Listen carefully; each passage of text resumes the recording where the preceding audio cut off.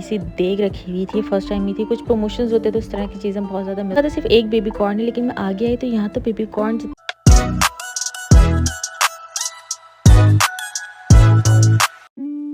अस्सलामुअलैकुम, I hope सब ठीक होंगे। तो भाई ये व्लॉग बहुत पुराना है, जब मैं last to last month Pakistan गई थी जब का है, जब से मुझे अब तक टाइम नहीं मिला था कि मैं इसको एडिट करती। तो अब मैं ये सब चीज़ें डालना स्टार्ट कर रही हूँ। आई होप आपको सब पसंद आता रहेगा, तो सब्सक्राइब कर लो।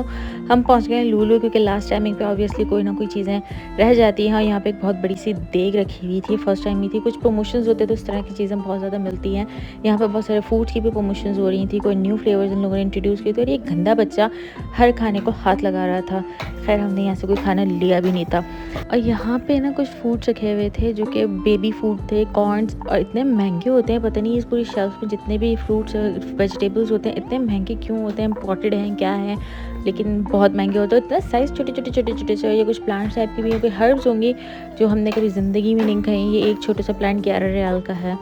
खैर यहाँ पे बहुत सारी चीज़ें हैं जो कि बहुत महंगी होती है, तो उनको इग्नोर करते हैं। हम सामने वाले सामान लेते हैं जो कि अच्छा होता है और देसी होता है। ये सब पता नहीं कहाँ का होता है। मुझे लगा था सिर्फ एक बेबी कॉर्न है, लेकिन मैं आगे आई तो यहाँ तो बेबी कॉर्न इतने सारे रखे हुए थे, इतने सारे। लेकिन इन कॉर्न्स को अगर बनाएंगे तो ये बनेगा कैसे भुट्टा। आज फर्स्ट टाइम मैंने यहाँ पे वेजिटेबल्स भी थोड़ी सॉर्ट आउट रखी हुई देखी थी, वरना कैरेट्स और इस तरह की ना रखी हुई नहीं होती। जाने से पहले इसकी हेयर कटिंग बहुत ज़रूरी थी, क्योंकि ऑब्वियसली बाल देख सकते हैं कितने ज़्यादा बड़े हो रहे हैं। और ये साहब ना स्टॉलर में टिक रहे थे, ना गोद में टिक रहे थे, इन्हें ज़मीन पर रहना था।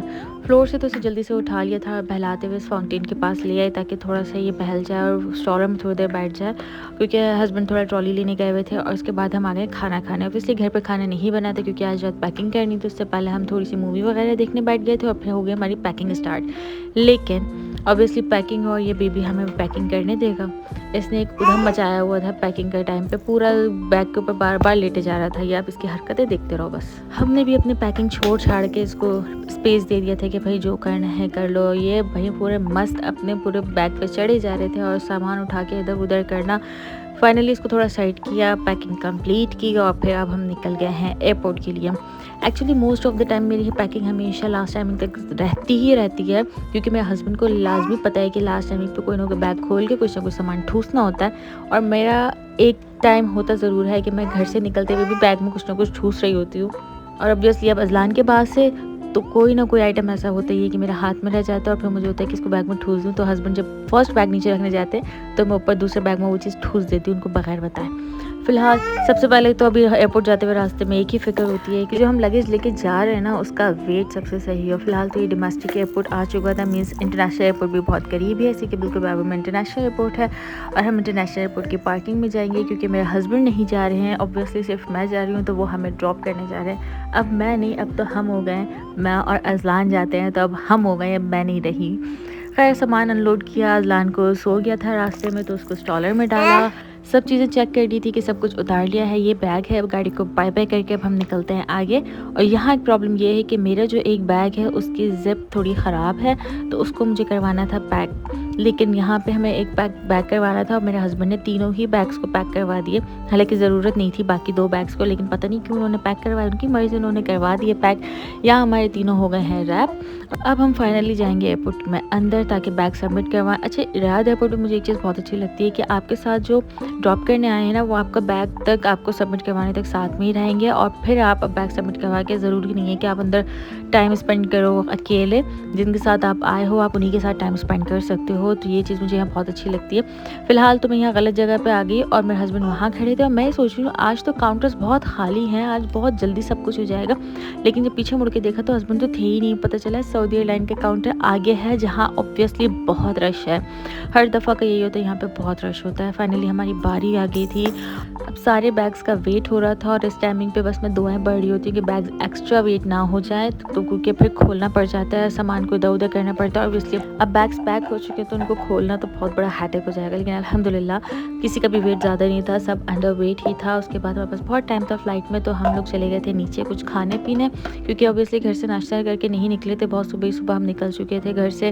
और अब हम नीचे आए, नीचे था अलबेक, और यहाँ पर आकर पता चला कि अलबेक 6 बजे खुलेगा, और अभी हमारे पास और अभी ऑलमोस्ट 1 घंटा था इसको ओपन होने में, लेकिन मैं यहाँ ज़्यादा वेट नहीं कर सकती थी और लेकिन भूख मुझे इतनी शदीद लग रही थी, हमने यहाँ वेट नहीं किया क्योंकि अगर वेट करते तो मेरी फ़्लाइट मिस हो जाती। लेकिन इसकी सबसे पहले पेट पूजा कराई और ये आज फीडर पीते हुए इसकी टांग क्यों खड़ी हुई थी ये मुझे नहीं पता, बट जब तक इसने फीड किया ना, जब तक इसकी टांग ऊपर ही खड़ी रही थी, बहुत फनी लग रहा था, इसलिए मैंने इसकी वीडियो ज़रूर कैप्चर की थी।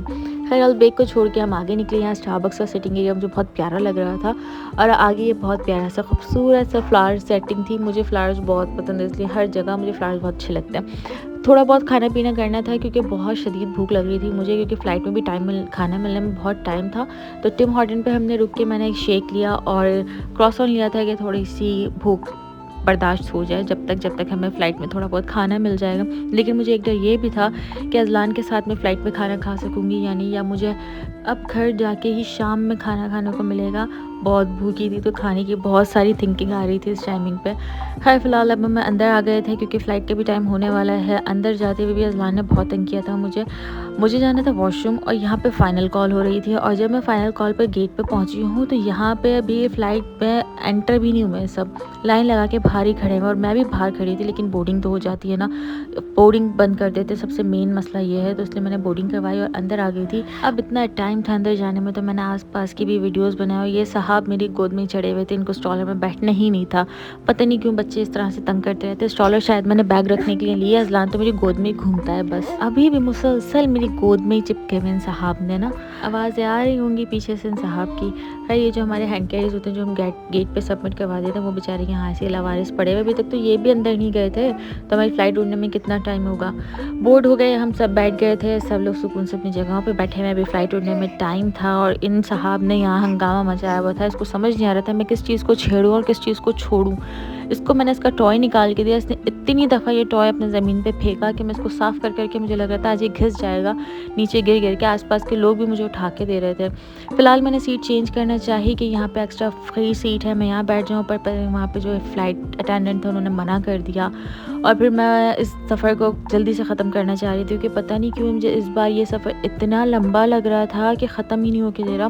कब कराची आएगा, कब हम पहुँचेंगे, वेट कर करके मैं थक गई थी। और फाइनली जब मुझे ये नज़र आया कि 0 मिनट रह गए, दिल को राहत मिली, सुकून आया कि हम इस बार मेरी विंडो सीट थी, पर अनफॉर्चुनेटली एक पैसेंजर की वजह से मुझे बीच में आना पड़ा और जहाज़ रुकते ही सारे लोग खड़े हो जाते हैं। पता नहीं क्यों ये हर दफ़ा का ये सीन होता है। फाइनली गेट्स ओपन हुए और अब हम निकल रहे हैं बाहर। मुझे तो ऐसा लग रहा था जैसे मैं जेल से छुट के जा रही हूँ। इस बार की फ़्लाइट मुझे बहुत बुरी लगी थी, बहुत बुरी। हालांकि अज़लान के साथ ये मेरा सेकंड ट्रैवल है, लेकिन फिर भी मुझे इस बार की फ़्लाइट में बहुत बुरा लग रहा था क्योंकि हालांकि सो भी गया था, फिर भी पता नहीं क्यों मुझे इस बार की फ़्लाइट बहुत लंबी और बहुत बुरी लग रही थी।